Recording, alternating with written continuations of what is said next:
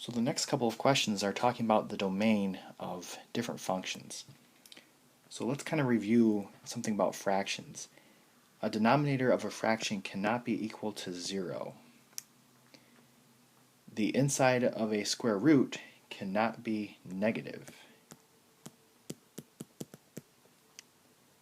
The inside of a cubed root can be negative. So these are things to keep in mind when looking at these problems. So it says find the domain of the function, give your answer in interval notation.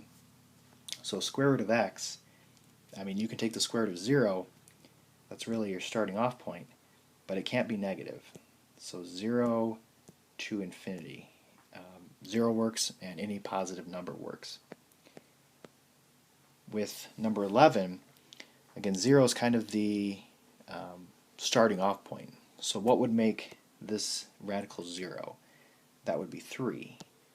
So 3 is okay, and anything bigger than 3 is okay.